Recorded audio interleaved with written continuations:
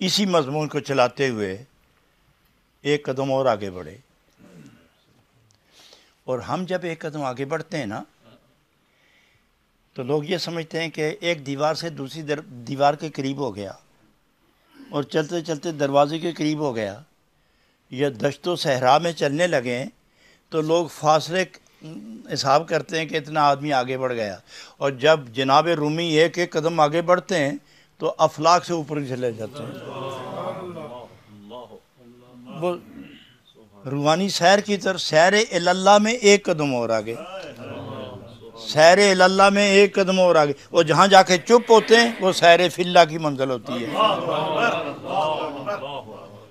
جہاں جا کے چپ ہوتے ہیں، صوفی کی آنکھ حرکت نہیں کر سکتی، زبان نہیں بولتی، کان نہیں بولتے، دل حرکت نہیں کرتا، قدم حرکت نہیں کرتے، بیعت بھی نہ ہو، اس وقت سراسر اندر اور باہر سے سارا وجود آنکھ بنتا ہے، اور محبوب شاہد حقیقی، محبوب کے لازوال حسن کا دیدار وصل کرنے میں وہ صوفی مصروف رہتا ہے۔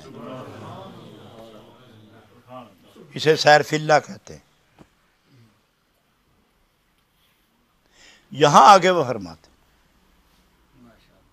ابھی سیر فی اللہ میں نہیں پہنچے، کیونکہ ابھی انہوں نے بہت قافلہ کو ساتھ لے کے جانا ہے، اگر وہ خود سیر فی اللہ میں چلے گئے تو ان کو سنبھالے گا کون؟ فرمایا اب تو میرا سفر تمہارے لیے ہے، اور جب میں اکیلا ہوا تو پھر کون دیکھے گا مجھے، میں تو فی اللہ کی منزل میں ہوں۔ ارشاد فرماتے چیست توحید خدا آموختن،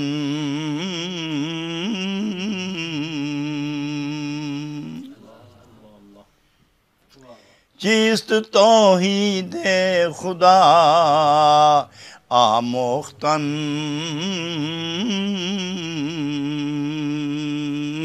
خیش را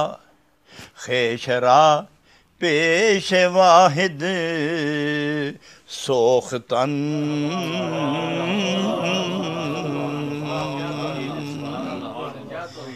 خیش را پیش واحد سوختن۔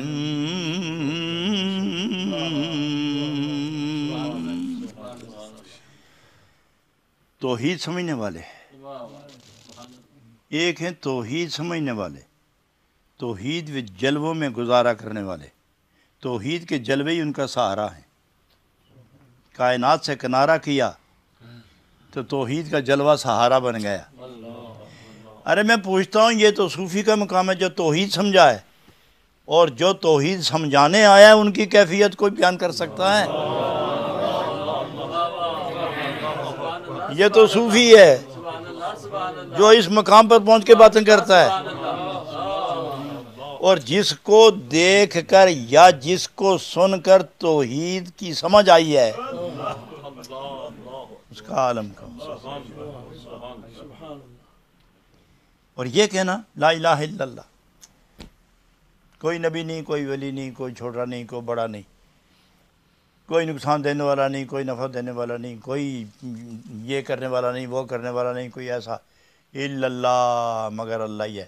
اور جب یہ پڑھتا ہے وہ آدمی، وہ مولوی اور وہ خطیب، وہ محدث، وہ مفسر، وہ محقق، جب وہ پڑھتا ہے وہ پروفیسر، وہ ڈاکٹر، وہ استاد، وہ ماسٹر، جب وہ یہ پڑھتا ہے لا الہ الا اللہ، کوئی بھی نہیں، کوئی بھی نہیں، کوئی بھی نہیں، ارے اگر کوئی بھی نہیں تو ہے نا، اگر تو نہیں تو پھر بولتا کس طرح ہے؟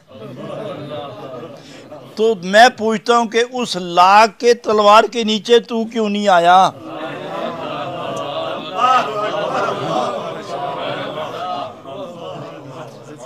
تو لاکھ کے ساتھ سب کو قتل کرتا جا رہا ہے، اور ظالم خود بچ گیا۔ تو کیسی تیری توحید ہے یار؟ تو توحید ثابت نہیں ہوئی، اس لیے کہ تو ابھی ہے اور وہ بھی ہے، تو توحید تو وہ ہے کہ اس کے بغیر کوئی بھی نہ ہو۔ تو پھر توحید کا سبق پڑھانے والے، پھر تو نے توحید کو سمجھا ہی نہیں۔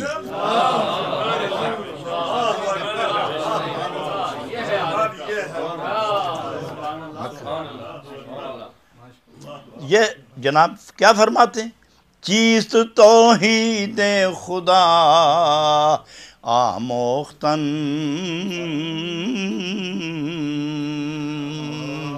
خیشتن را پیش واحد سوختن.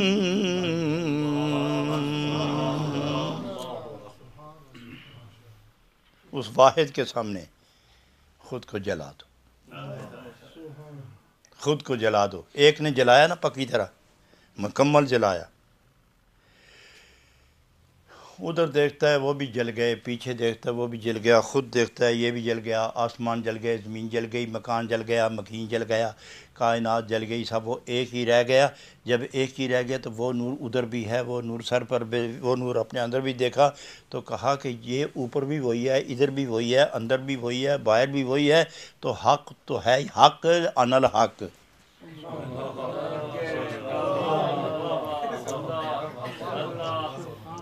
باریکی سمجھے،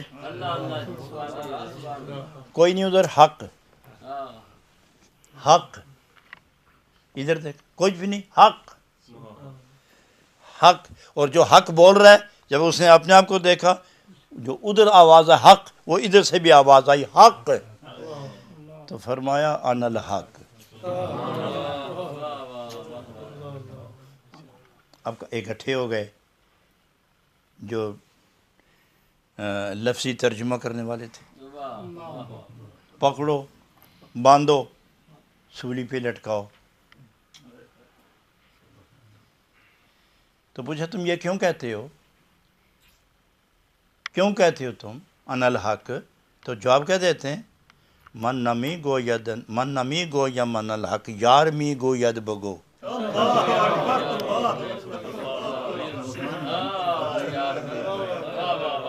من نمی گو یا من الحق، میں اب کیوں نہیں کہتا، یہ جو تمہارے سامنے ہوں میں اب کیوں نہیں کہتا.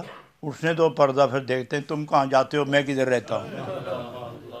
من نمی گو یا من الحق یار می گو ید بگو. تو یہ وہ لوگ ہیں کہ جس نے توحید کے جلووں میں خود کو فنا کر دیا ہے، جل کے